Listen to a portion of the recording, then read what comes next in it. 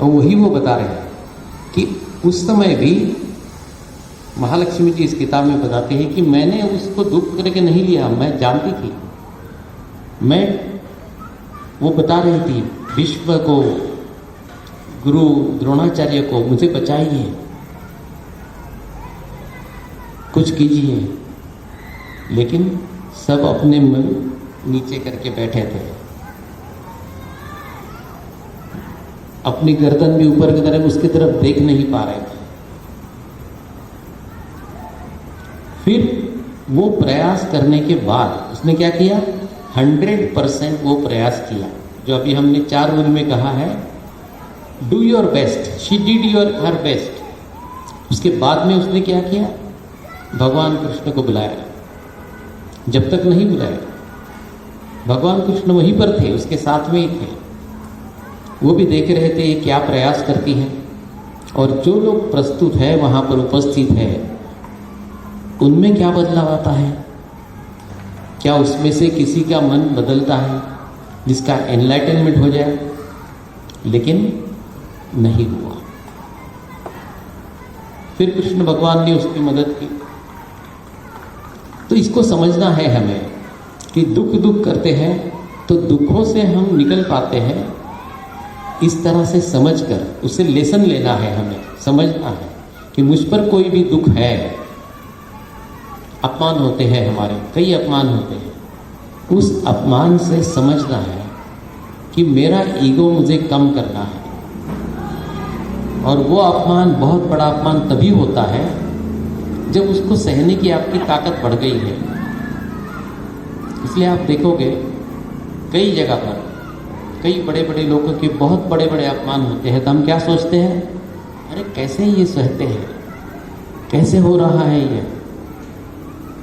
लेकिन वो व्यक्ति उस स्तर पर पहुंच गया है, वो उसको समझ लेता है, और अगर वो समझ लेता है उसमें से, तो वो शांत रहता है। वो उसको अपमान करने वाले से लड़ाई नहीं करता, वो शांत रहता है। लेकिन देखने वाले क्या सोचते हैं, ये क्यों उनसे लड़ता नहीं है, क्यों सह रहा है। यही हमारे लाइफ में होता है। हम कई बार किसी के लिए कुछ उपकार करते हैं, दोस्त के लिए, या कई बार बच्चों के लिए पिता करता है, माँ करती है।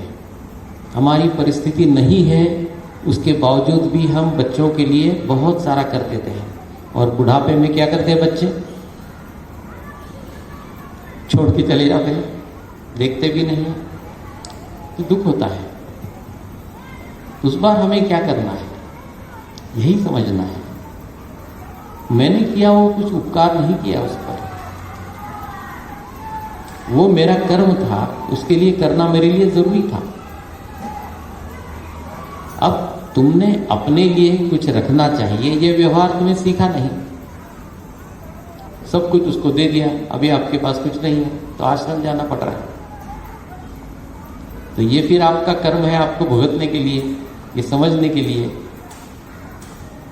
Take a lesson out of that. अगर आप उसको समझ लेते हैं, एक्सेप्ट कर लेते हैं, तो वो भी अच्छी तरह से समय निकल जाता है और आप सुखी हो जाते हैं।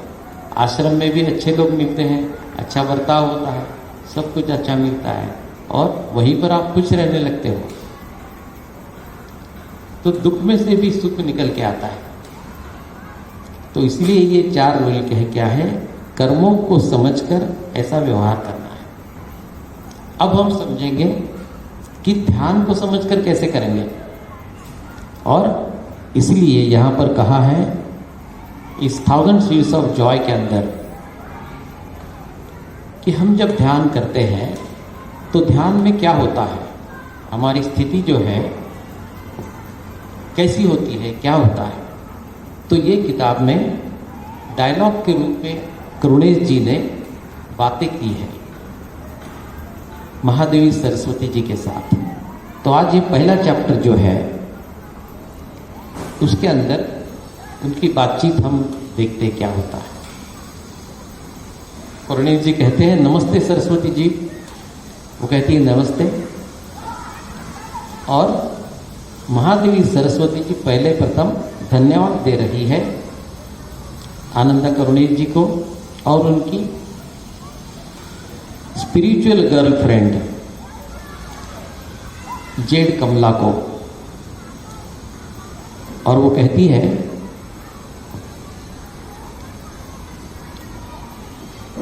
मैं इसलिए आपको धन्यवाद देती हूं कि हम जो आपको बताए हैं उन शब्दों को स्वीकार करके, उनको सीख कर, उनको प्रसारित करने में आपने मदद की है, ये किताब लिखकर 1000 शिप्स ऑफ। इसलिए सर्वप्रथम महादेवी सरस्वती जी उनको धन्यवाद दे रही है।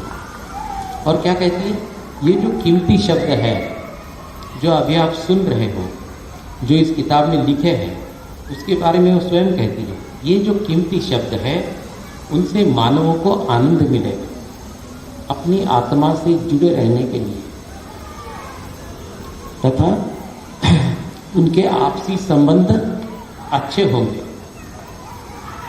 ऐसा नहीं है कि ये शब्द पहले नहीं थे, पहले भी थे, लेकिन भुलाए गए थे। और आज हम यानी देवी सरस्वती और देवी लक्ष्मी फिर से उन्हें जीवित करके आपको बता रहे हैं, जिससे मानवों के जीवन में बदलाव आएगा। That is spirituality. मैंने अभी क्या कहा, आध्यात्मिकता क्या है? मेरे रोज के जीवन में बदलाव नहीं आता है तो क्या फायदा उस ध्यान का? कुछ नहीं। तो वो देवी भी यही कहती है कि वो क्यों आई है। हम फिर से इन शब्दों को जीवित करके आपको बता रहे हैं, जिससे मानव के जीवन में बदलाव आएगा। इन शब्दों की ऊर्जा से ही आपको मदद होगी, कर्मों के मुक्ति मिलेगी और फिर से उन्हें वही दुख भरे जीवन को अगले जीवन में नहीं जीना पड़ेगा। ये कर्मों की बात। अभी क्या हो रहा है, कई जन्मों से वही दुख हम अपने कंधों पर लेकर घूम रहे हैं और हमारी समझ में नहीं आता है कि उसी इस जन्म में भी वही, अगले जन्म में भी वही बार बार हो रहा है। इसलिए हमें हजारों जन्म लेने पड़ रहे हैं। लेकिन अब की स्थिति क्या है? आज युग परिवर्तन का समय है, कलयुग का संधि काल और सत्ययुग की शुरुआत का काल। एक दिन में नहीं होने वाला, कई साल लग जाएंगे इसमें, लेकिन दैट हैज स्टार्टेड। जो हमने शुरुआत का देखा वो कलयुग की शुरुआत थी, फिर कलयुग का मध्य था और अब कलयुग की समाप्ति का समय। इसलिए वो कह रही है कि इसलिए हम तुम्हारे पास आए हैं।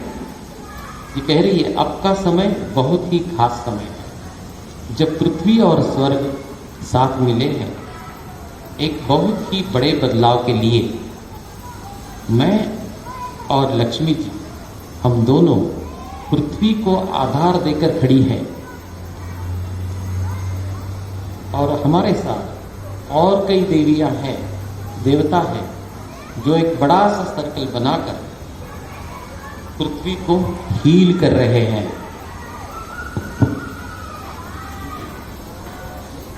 स्वयं सरस्वती जी के शब्द हैं जो अभी हमने सुना कि हमने पृथ्वी पर बहुत अत्याचार किए, इसलिए ये देख रहे बम डालना है, ये है, ऑल बहुत सारी बात। तो उसको हील करने के लिए स्वयं महादेवी सरस्वती और महालक्ष्मी जी पृथ्वी को आधार देकर खड़ी है और उसके आसपास सारे देवी देवता उनको ऊर्जा दे रहे हैं, हील कर रहे हैं। और उसी के साथ करुणेश जी के जैसे मास्टर्स, उनके पास जाकर वो ये हमारा अज्ञान दूर करने के लिए उनको ज्ञान दे रही है। वो क्या कहती है, अब मैं यहाँ क्यों आई हूं, आपके पास इसका उत्तर देना चाहती हूं।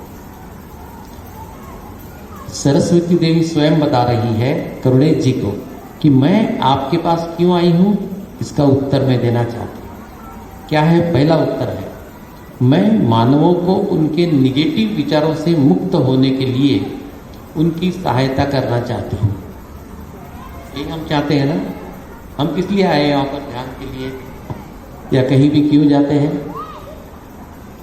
हर व्यक्ति के मन में निगेटिव विचार होते ही हैं, क्योंकि वो हमारे कर्म है। तो वही पहली बात वो कह रही है, मैं मानवों के कल्याण के लिए आई हूं, मानव को उनके निगेटिव विचारों से मुक्त करने के लिए उनकी सहायता करना चाहती हूं। और तीसरा है, उनकी निगेटिव भावनाओं को आत्मिक भावनाओं में बदलना चाहती हूं। कैसे जाएंगे निगेटिव विचार? वो आते हैं भावनाओं, हमारे मन से आते हैं। और जब हमारी आत्मा की भावनाएं हमें समझने लगेंगे, उससे जुड़ जाएंगे, तो ये निगेटिविटी निकल जाएगी। You got the answer? हमारे निगेटिव विचारों को कैसे निकालना है, जिसकी वजह से हमें दुख आते हैं, डिसीज आते हैं, सारे दुख, भले रिलेशनशिप का दुख होने दो, फाइनेंस का प्रॉब्लम होने दो, आपसी रिलेशंस का प्रॉब्लम होने दो, कुछ भी, एनीथिंग एंड एवरीथिंग कहाँ से आता है? मन से ही आता है। Every disease, every problem is psychosomatic. और यही वो कंफर्म कर रही है कि आपकी निगेटिव भावनाओं को आत्मिक भावनाओं में मैं बदलना चाहती हूँ। तो ये बदलाव आएगा हमारे अंदर। मैं प्रेम और शक्ति दोनों ही आपको सिखाऊंगी, यिन एंड यांग एनर्जी दोनों ही मैं आपको सिखाऊंगी। मैं मानवों को सिखाती हूँ कि उन्होंने कई जन्मों में जो कर्म किए हैं और जो दुख दर्द सहे हैं, इसके उन्हें कैसी मुक्ति मिलेगी। दुख दर्द से मुक्ति, वो कह रही है जन्मों से मुक्ति नहीं, जो दुख दर्द आपको हो रहे उससे मुक्ति मिलेगी। हम क्या समझते हैं मुक्ति? अरे बहुत, अभी मुझे जन्म नहीं चाहिए, मुक्ति चाहिए। That is wrong. आपको जन्म लेने से मुक्ति नहीं मिलने वाली। जन्म तो आपको लेने ही पड़ेंगे, क्योंकि दैट इज नेचुरल साइकिल है। लेकिन फिर आप कहोगे ऐसा कहा था पहले। हाँ, जब हम भक्ति मार्ग में थे, कलयुग की शुरुआत थी, तो हम किस में थे? हम केजी में सीख रहे थे। अब केजी का टीचर हमें वही सिखाएगा ना, 1 + 1 2 सिखाएगा, ABCD सिखाएगा ना। एकदम से बहुत बड़ी बात तो नहीं सिखाएगा। लेकिन अब क्या है? अब हमारी उन्नति हो गई है, जन्म लेकर हम कलयुग के संध्या काल में आ गए हैं। तो इसलिए महादेवी सरस्वती आकर हमें यही सिखाने वाली है। वो बता रही है, क्या सिखाऊंगी मैं आपको?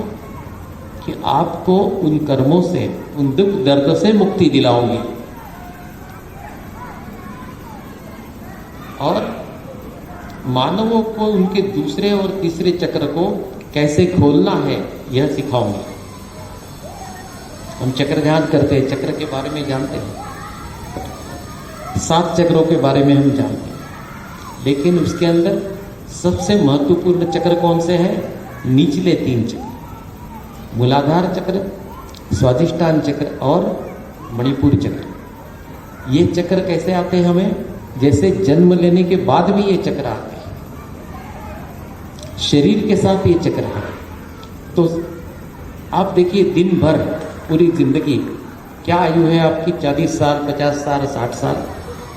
जरा सोचिए, हर समय हमारा मन कहाँ रहता है? खाने पीने के बारे में,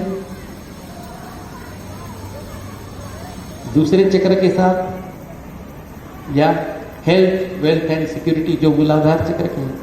और क्या सोचते हैं? हमारा मन इन 3 चक्रों के आसपास ही घूमता रहता है, क्योंकि वही हमारे कर्म है। इसलिए मैंने पहले दिन कर्मों के बारे में बात की थी, और आज उसके बाद आकर उन कर्मों से हमें कैसे मुक्त होना है, उसके सीधे 4 नियम बताए। और आज सीधे सीधे महादेवी सरस्वती जी हमको सिखा रही है कि मैं भी आपके पास उसी लिए आ रही हूँ। क्या बोलती है वो? कि आपका दूसरा और तीसरा चक्र कैसे खोलना है, ये मैं आपको सिखाऊंगा। राइट?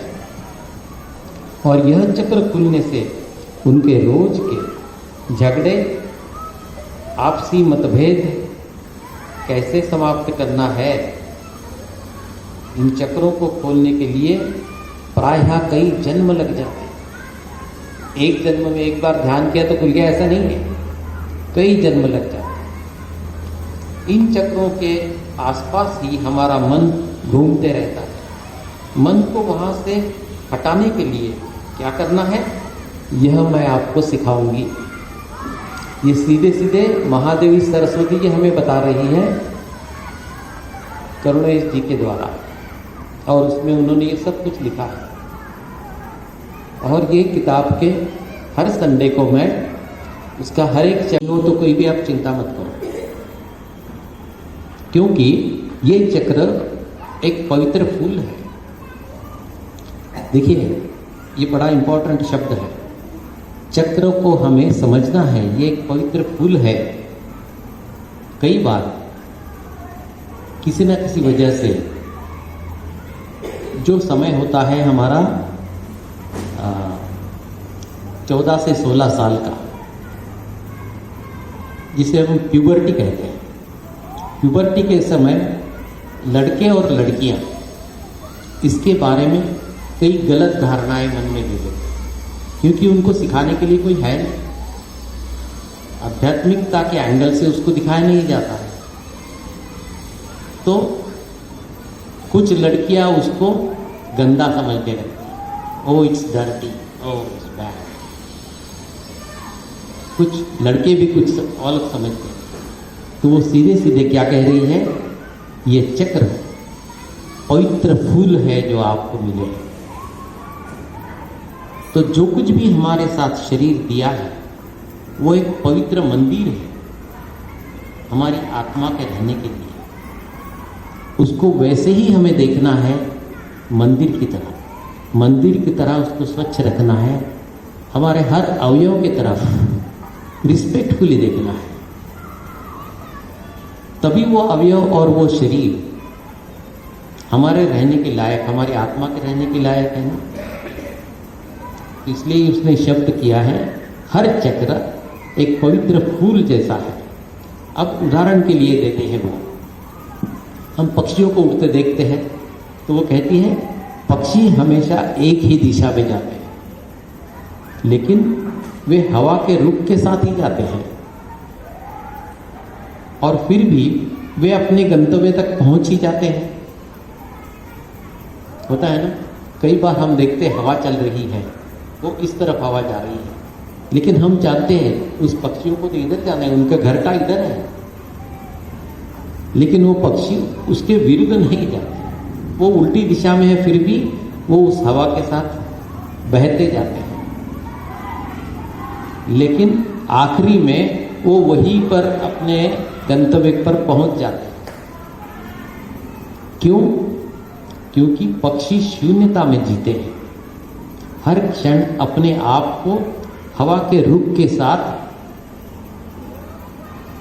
उसकी शरण में चले जाते हैं, उसके विरोध में नहीं। इस शून्यता का स्वभाव कैसा है? This is nature. क्या सीख मिला अभी हमें? कौन सा ज्ञान मिला? निसर्ग के साथ रहो। जो नेचुरली बहाव है नेचर का, उसको विरोध मत करो। भले ही हमारे दिखने के लिए वो अपना विरोधी है, लेकिन अपने आप वो हमें अपनी गंतव्य तक ले जाएगा। वही पक्षी करते हैं। पक्षियों की कोई बुद्धि नहीं है। बुद्धि किसको है? सिर्फ मानव को मिली है। पक्षियों को, जानवरों को कोई बुद्धि नहीं होती। और एक बात बता दूं, अगर आप सोच रहे हो कि हम उनसे बढ़कर मानव बने हैं, यस, लेकिन हम सभी वैसे जानवरों से मानव नहीं बने हैं। कुछ हम में से है, बहुत कम, लेकिन ज़्यादा करके आज पृथ्वी पर जो भी हम मानव हैं वो दूसरे ग्रहों से आए हुए हैं। राइट? काफ़ी जन्म हम दूसरे जगहों लेकर यहाँ का अनुभव लेने के लिए आए। और दूसरी बात, जानवरों का, पशु पक्षियों का एक ही आत्मा होता है 10,000 चूहे, 10,000 रैट्स, वन सोल। ऐसा हमारा है क्या? हमारा एक शरीर, एक आत्मा। तो उनकी उन्नति धीरे धीरे होती है। कब होती है? जब वो पेट्स बन जाते हैं, मतलब कैट, डॉग, घोड़ा, जिनको हम पालते हैं। और वो पालते पालते वो एक ऐसे समय आता है कि हम देखते हैं वो कुत्ता सब कुछ समझता है, या वो बिल्ली या घोड़ा, हम देखे कई उदाहरण हैं, वो बिना बताए सब कुछ समझते हैं और उसकी आदमी की